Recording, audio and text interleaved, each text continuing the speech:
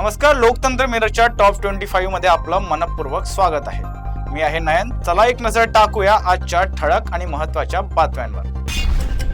देवेंद्र फडणवीस यांनी सुनेत्रा पवार शपथविधी तारीख जाहीर केली. शिखर बँक घोटाळ्यात अजित पवार यांना मोठा दिलासा. पाकिस्तानचे ऑपरेशन तालिबान विरोधात तणावपूर्ण युद्धजन्य परिस्थिती निर्माण. मंत्र्याच्या ब्रीफिंगला गैरहजर IAS अधिकारी निलंबित. घटस्फोटासाठी पत्नीने पतीला 50,000 रुपये दिले. पोर्शे अपघात प्रकरणी डॉक्टरला सर्वोच्च न्यायालयाचा जामीन.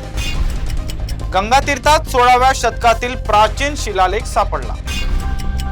मुंबईत सेक्स रॅकेट उघड, 2 महिलांची सुटका. स्टेटस वादातून पतीची हत्या, वाढदिवसाच्या दिवशी संसार उद्ध्वस्त. कुसडम गोळीबार प्रकरणी तिघांना पोलिसांनी अटक केली. चलनी नोटांनी भरलेले विमान कोसळले, 15 मृत. जम्मू काश्मीर संघाची रणजी ट्रॉफी विजेतेपदाकडे वाटचाल. T20 उपांत्य फेरीत इंग्लंडची दमदार एंट्री. वरळी शिवाडी उन्नत मार्गावर रॉड कोसळून युवक जखमी. न्यूझीलंड विरुद्ध इंग्लंड विजय, पाकिस्तानच्या आशा कायम. आयडियाज ऑफ इंडिया कार्यक्रमात फडणवीसांचा ठाम पुनरुच्चार. निलेश घायवळ टोळीतील फरार गुंड अटकेत.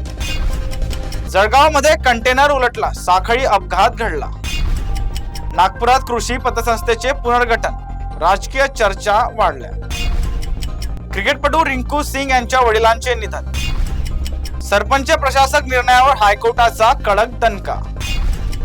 डोनाल्ड ट्रम्प यांनी अफगाण-पाक तणावावर विधान केले. दक्षिण अभिनेता विजय यांचे वैवाहिक प्रकरण कोर्टात. भारत हवामान विभागाने अवकाळी संकट टळल्याचा अंदाज.